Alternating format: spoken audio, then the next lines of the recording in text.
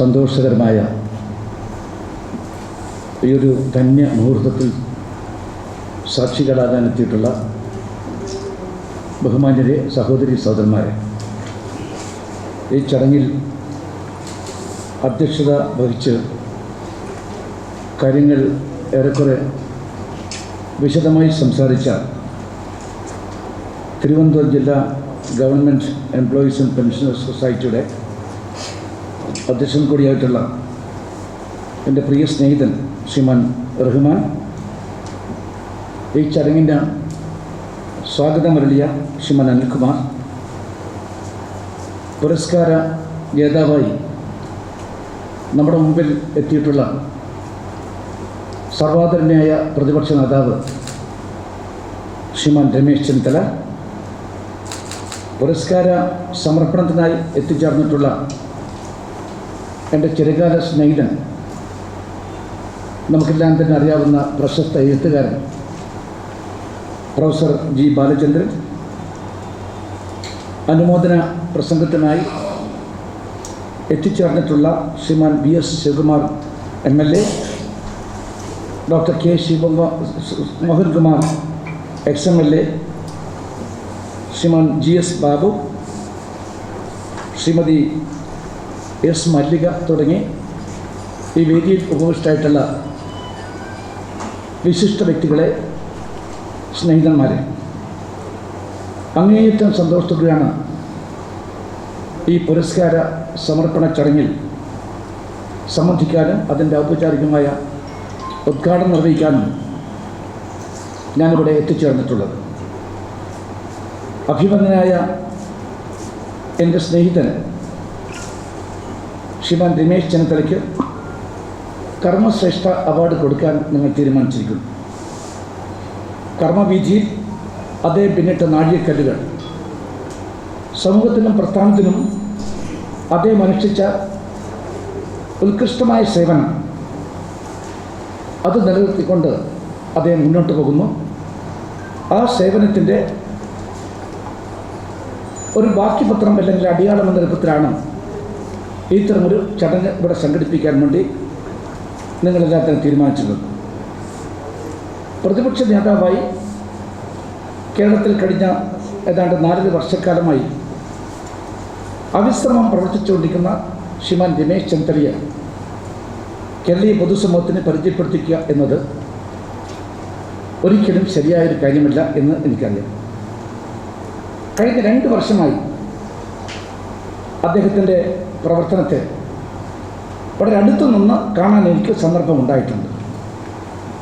ഡൽഹിയിൽ MP ആയ സന്ദർഭത്തിൽ യൂത്ത് കോൺഗ്രസിൻ്റെ സംസ്ഥാന അധ്യക്ഷനായ സമയത്ത് അദ്ദേഹത്തിൻ്റെ പ്രവർത്തന ശൈലിയെക്കുറിച്ച്, അദ്ദേഹത്തിൻ്റെ സ്ഥിരോത്സാഹത്തെക്കുറിച്ച്, അദ്ദേഹത്തിൻ്റെ നേതൃത്വ പാഠത്തെക്കുറിച്ചൊക്കെ തന്നെ ആരെക്കാൾ നന്നായിട്ട് മനസ്സിലാക്കാനും വിലയിരുത്താനും എനിക്ക് സാധിച്ചിട്ടുണ്ട്. എങ്കിൽ പോലും ഈ സമീപകാലത്ത് അദ്ദേഹത്തിൻ്റെ പ്രവർത്തനം നേരിട്ട് കാണാനും അനുഭവിക്കാനും എനിക്ക് അവസരമുണ്ടായത് കഴിഞ്ഞ 2 വർഷക്കാലത്തോട് ആണ്.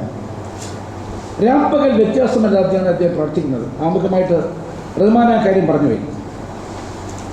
കഴിഞ്ഞു പോയ 4 വർഷക്കാലം അതീവ ശ്രദ്ധേയമായിരുന്നു. അദ്ദേഹത്തിൻ്റെ ജീവിതത്തിൽ മാത്രമല്ല, നമ്മുടെ കേരള രാഷ്ട്രീയത്തിൽ തന്നെ അതീവമായ ശ്രദ്ധേയമായ കാലഘട്ടമായിട്ടാണ് അത് ഞാൻ നോക്കിക്കാണുന്നത്. ഒരു പ്രതിപക്ഷ നേതാവ് എങ്ങനെയായിരിക്കണം, അതിൻ്റെ മികച്ച ഉദാഹരണമായിട്ട് ഞാൻ അദ്ദേഹത്തെ എടുത്തു പറയാൻ ആഗ്രഹിക്കുന്നു. നിയമസഭയിലെ അദ്ദേഹത്തിൻ്റെ പ്രസംഗങ്ങൾ ഇപ്പോൾ കൃത്യമായിട്ടും നേരിട്ട് പ്രക്ഷേപണം നടത്തുന്നതുകൊണ്ട് തന്നെ കാണാനും വിലയിരുത്താനും എനിക്ക് സന്ദർഭം ഉണ്ടായിട്ടുണ്ട്. നിയമസഭയിൽ ഞാൻ പോകാറില്ല എന്നൊരൊറ്റ കാരണം കൊണ്ട് തന്നെ ആ സന്ദർഭങ്ങളിലൊക്കെ തന്നെ അദ്ദേഹത്തിൻ്റെ ഇടപെടലുകൾ, അദ്ദേഹത്തിൻ്റെ ചടുലമായ മൂർത്തമായ അദ്ദേഹത്തിൻ്റെ നീക്കങ്ങളൊക്കെ തന്നെ എനിക്ക് വിലയിരുത്താൻ അവസരമുണ്ടായിട്ടുണ്ട്. ഏറ്റവും ഒടുവിൽ അദ്ദേഹം നിയമസഭയിൽ ഓരോരോ പ്രശ്നങ്ങൾ ഉന്നയിച്ചുകൊണ്ട് അദ്ദേഹം നടത്തിയ ഇടപെടലുകൾ, പ്രത്യേകിച്ച് അദ്ദേഹം നടത്തിയിട്ടുള്ള വാക്കൗട്ട് പ്രശ്നങ്ങൾ, അതിൻ്റെ ഒരു സംഗ്രഹം കഴിഞ്ഞ ദിവസം പുറത്തിറക്കാൻ ആ സന്ദർഭത്തിൽ അതിൽ അധ്യക്ഷത വഹിക്കാൻ വേണ്ടി എനിക്ക് അവസരമുണ്ടാവുകയും ആ പ്രസംഗം പല ഘട്ടങ്ങളിലായിട്ട് എനിക്ക് ഏറ്റവും ഇഷ്ടപ്പെട്ട പ്രസംഗങ്ങളുടെ ദിവസത്തിൽ തന്നെ ചില പ്രസംഗങ്ങളൊക്കെ തന്നെ ഞാൻ പ്രത്യേകമായിട്ട് കണ്ടെത്തിക്കൊണ്ട് വായിക്കാനുമൊക്കെ തന്നെ എനിക്ക് സാധിച്ചിട്ടുണ്ട്. ഒരു വലിയൊരു അനുഭവമായിട്ട് ഒരു ദീർഘമായ പാർലമെൻ്ററി ജീവിതമുള്ള ഒരാളുടെ നേതൃത്വത്തിൽ ഞാൻ വളരെയേറെ ക്രിട്ടിക്കലായിട്ടാണ് ആ പ്രസംഗങ്ങളൊക്കെ തന്നെ വിലയിരുത്തിയത്. നമ്മുടെ കേരളത്തിൽ നിൽക്കുന്ന ഇടതുപക്ഷ ജനാധിപത്യ മുന്നണി എന്ന് അവകാശപ്പെടുന്ന ഈ ഗവൺമെൻറ്റിൻ്റെ ദുർഭരണം അത് തുറന്നു കാട്ടാൻ കിട്ടിയ സന്ദർഭങ്ങളൊക്കെ തന്നെ എത്ര അന്തസ്സായി എത്ര അനായാസമായിട്ടാണ് അത് തുറന്നു കാട്ടാൻ വേണ്ടി അദ്ദേഹത്തിന് സാധിച്ചത് എന്ന് പറയുന്നത് തെറ്റുണ്ടെന്ന് എനിക്ക് തോന്നില്ല. ഒരുപാട് അഴിമതികളുടെ ഒരു കേടീരംഗമായി മാറിയിരിക്കുകയാണ് നമ്മുടെ ഗവൺമെൻറ്. ആർക്കും നിഷേധിക്കാൻ സാധിക്കില്ല ആ ഗവൺമെൻറ്റിൻ്റെ അഭ്യുദയകാംക്ഷികൾക്കും യഥാർത്ഥ കമ്മ്യൂണിസ്റ്റുകാർക്കും. സ്പ്രിംഗ്ലർ ഇടപാട്,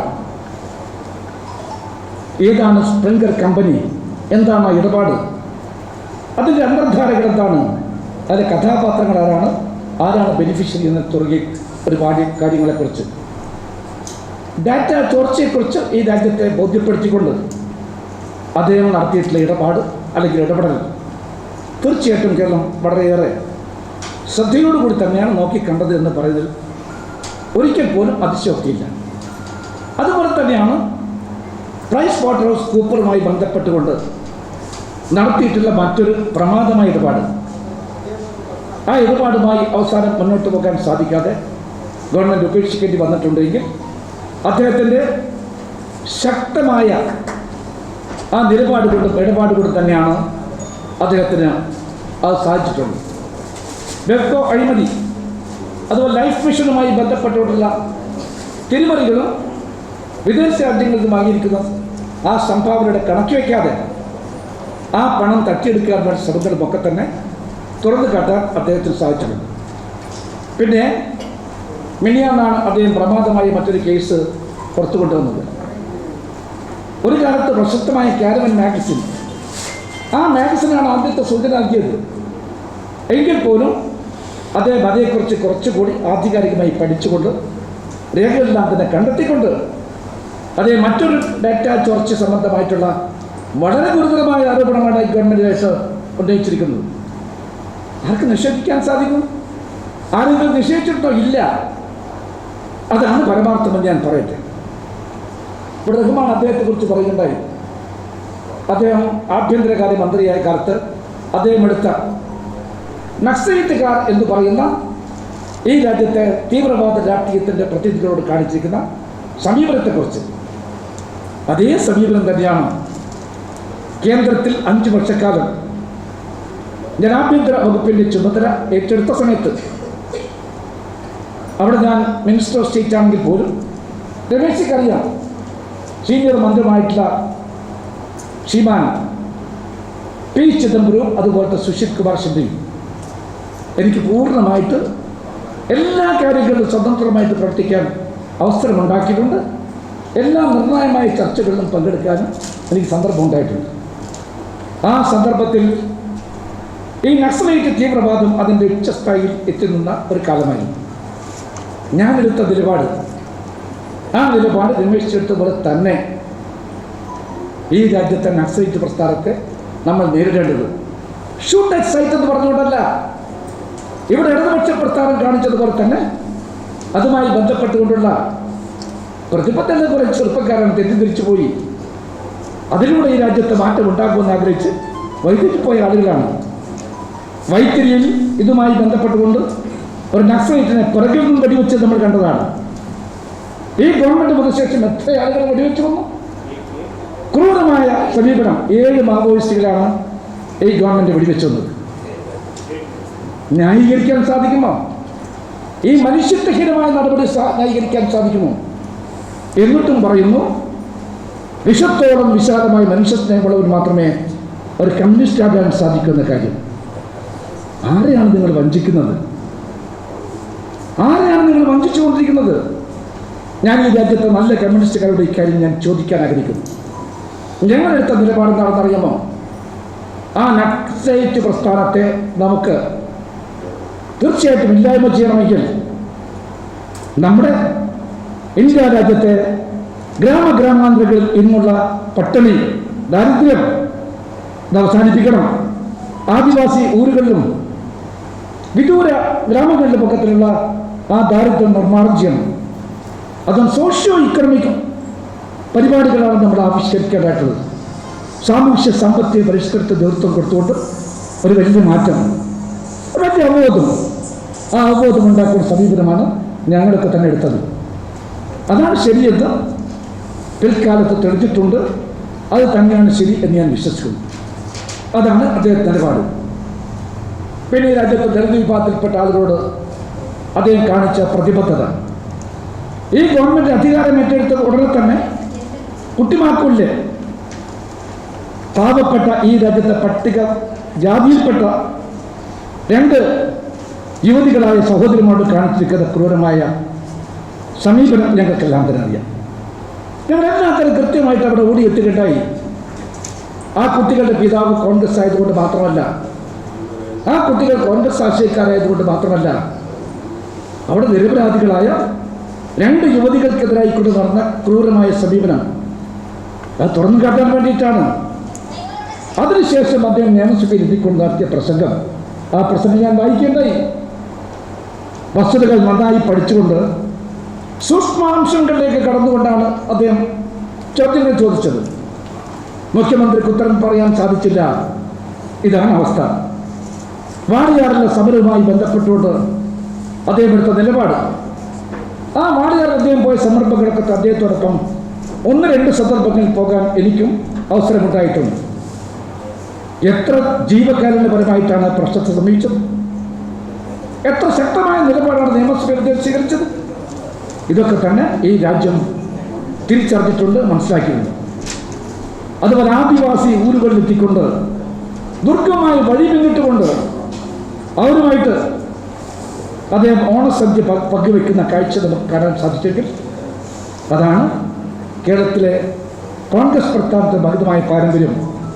ആ പാരമ്പര്യത്തിലൂടെയാണ് അദ്ദേഹം മുന്നോട്ട് വരുന്നത്. 40 വർഷക്കാലത്തെ പൊതുജീവനമുണ്ട് ശ്രീമാൻ രമേശിക്ക്.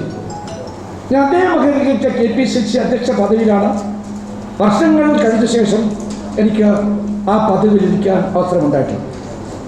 എൻ്റെ ഓർമ്മ ശരിയാണെങ്കിൽ ശ്രീമാൻ AK ആൻ്റണികളാണ് ദീർഘവർഷക്കാലം KPCC അധ്യക്ഷ പദവി വരുന്നത്. ശ്രീ രമേശ് അല്പം കൂടി ഈ കാര്യത്തിൽ മുന്നോട്ടാണ്, കുറച്ചുകൂടി അദ്ദേഹത്തിനാണ് അവസരം കിട്ടിയത് ഞാൻ വിശ്വസിക്കുന്നു.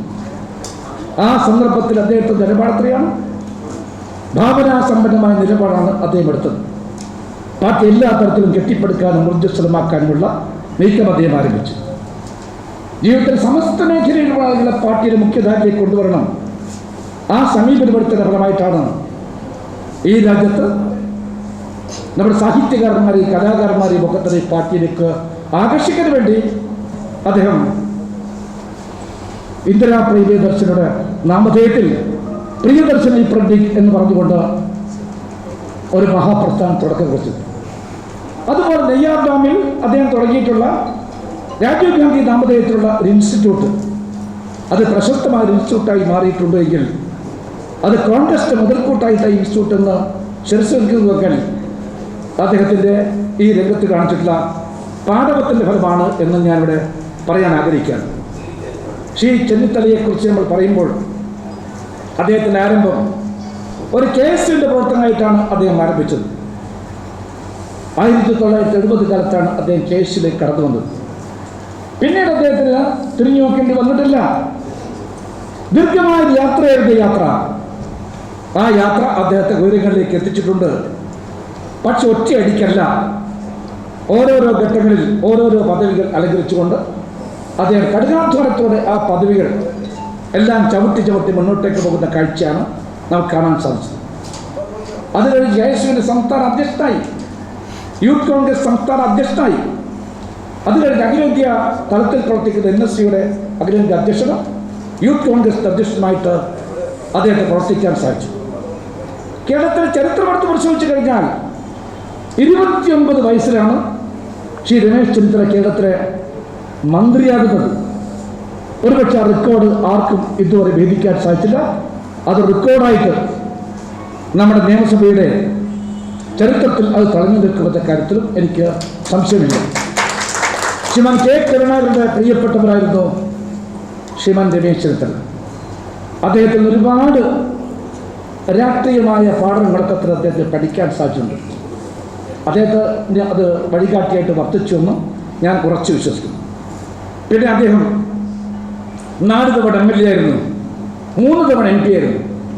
ആ MP ആയ 3 തവണയും ലോക്സഭയിൽ അദ്ദേഹത്തോട് ഇരിക്കാൻ ആ ലോക്സഭാ പ്രൊസീഡിങ്സിൽ പങ്കെടുത്തുകൊണ്ട് വളരെ സജീവമായി തൻ്റെ വ്യക്തിത്വം പാർലമെൻറ്റ് ഉറപ്പിക്കാൻ ഏറ്റവും ശ്രദ്ധിക്കപ്പെട്ട ഒരു MP ആയിട്ട് അദ്ദേഹത്തിന് മാറാൻ ദിവസങ്ങൾ മാത്രമേ വേണ്ടി വന്നുള്ളൂ.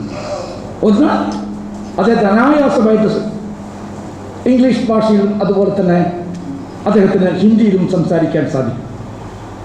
അതൊക്കെ തന്നെ പറഞ്ഞ അഖിലേന്ത്യാ തലത്തിൽ പ്രവർത്തിച്ചുകൊണ്ട് മന്ത്രിമാരുമായി മറ്റ് രാഷ്ട്രീയ പാർട്ടിയിൽ നിന്ന് നേതാക്കന്മാരുമായിട്ട് അഭേദ്യമായ സ്നേഹബന്ധം ദീർഘവർഷക്കാലത്തെ ഡൽഹിവാസം കൊണ്ട് അദ്ദേഹം നേടിയെടുക്കാൻ സാധിച്ചു. വളരെ വിപുലമായ ഒരു സുഹൃത്ത് പറയും അദ്ദേഹത്തിന് കെട്ടിപ്പടുക്കാൻ സാധിച്ചിട്ടുണ്ട്.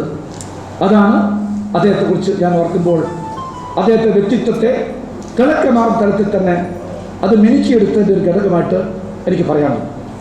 എൻ്റെ രാജ്യത്ത് പ്രിയപ്പെട്ടവരായിരുന്നു ശ്രീമാൻ രമേശ് ചെന്നിത്തല.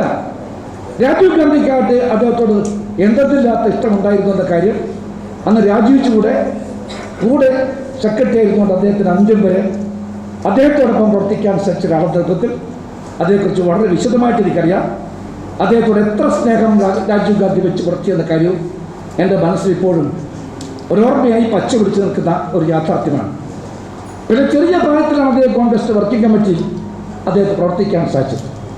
അഖിലേന്ത്യാ കോൺഗ്രസ് കമ്മിറ്റി സെക്രട്ടറി എന്ന രൂപത്തിൽ അദ്ദേഹത്തിന് 5-6 സംസ്ഥാനങ്ങളുടെ ചുമതല ഒന്നിച്ചാണ് കൊടുത്തത്. അപ്പോഴൊക്കെ തന്നെ തൻ്റെ വ്യക്തിത്വം സ്ഥാപിച്ചുകൊണ്ട് അവിടെയൊക്കെ തന്നെ കേരളത്തിലെ കോൺഗ്രസിൻ്റെ യശസ് ഉയർത്തിപ്പിടിക്കാൻ വേണ്ടി ശ്രമിച്ച നേതാവായിട്ടാണ് ഞാൻ അദ്ദേഹത്തെ വിലയിരുത്താൻ ആഗ്രഹിക്കുന്നത്.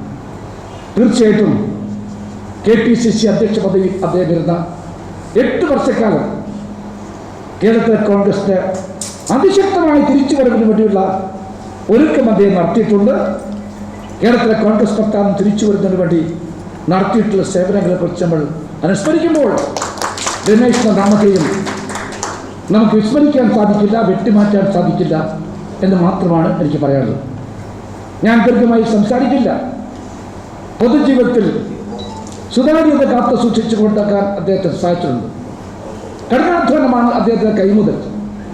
അദ്ദേഹം എപ്പോഴും ഈ രാജ്യത്തെ സാധാരണക്കാരുടെ പ്രശ്നങ്ങൾ കണ്ടെത്തിക്കൊണ്ടത് പരിഹരിക്കാൻ വേണ്ടി സാധിച്ച അദ്ദേഹം സമീപനം ഇതൊക്കെ ഒരു കലകലഞ്ഞ മതേതര വിശ്വാസി എന്ന രൂപത്തിൽ തന്നെ ജീവിതത്തിൽ സമസ്ത മേഖലയിൽ ജീവിക്കുന്ന ആളുകളെ ഏകോദര സഹോദരന്മാരെ പോലെ കാണാൻ സാധിക്കുന്ന അദ്ദേഹത്തിൻ്റെ മനസ്സ്, ഇതൊക്കെ തന്നെ കണ്ടെത്താൻ സാധിച്ച അദ്ദേഹത്തിന് ഏറ്റവും അടുത്ത ഒരു സഹപ്രവർത്തകൻ അല്ലെങ്കിൽ ഒരു സീനിയർ കൊലീഗ് എന്ന രൂപത്തിൽ ഈ ധന്യ മുഹൂർത്തത്തിന് സാക്ഷിയാകാനും ഈ കർമ്മശ്രേഷ്ഠ അവാർഡ് അദ്ദേഹത്തിന് നൽകുന്ന സന്ദർഭത്തിൽ ഈ ചടങ്ങിൻ്റെ ഔപചാരിക ഉദ്ഘാടനം നിർവഹിക്കാൻ സാധിച്ചത് എൻ്റെ ജീവിതത്തിലെ ഏറ്റവും ഓർക്കാൻ സാധിക്കുന്ന ഒരു മുഹൂർത്തമായിട്ട് ഞാൻ കണ്ടുകൊണ്ട് ശ്രീ രമേശ് ചെന്നിത്തലയ്ക്ക് ഞാൻ ഭാവുകൾ നേരുന്നു.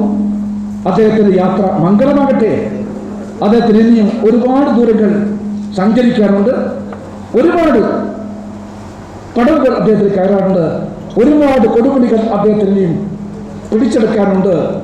മുന്നോട്ട് പോവുക എന്ന് മാത്രം കേരള പ്രദേശ് കോൺഗ്രസ് കമ്മിറ്റി അധ്യക്ഷൻ എന്നതിനേക്കാൾ ഉപരി അദ്ദേഹത്തെ വിദ്യാർത്ഥി ജീവിതകാലം മുതൽ അറിയുന്ന, അദ്ദേഹത്തെ ഏറ്റവും അധികം ഇഷ്ടപ്പെടുന്ന അദ്ദേഹത്തിൻ്റെ ജ്യേഷ്ഠ സഹോദരത്വത്തിൽ ഞാൻ ഈ അവസരം ഉപയോഗിക്കുന്നു. ഞങ്ങൾക്ക് എല്ലാവർക്കും പ്രത്യേകിച്ച് എന്നെ ക്ഷണിച്ച ബഹുമാനം കൂട്ടുകാർക്കുമൊക്കെ തന്നെ നന്ദി പ്രകാശിപ്പിക്കുന്നു. നമസ്കാരം. ജയ് ഹിന്ദ്.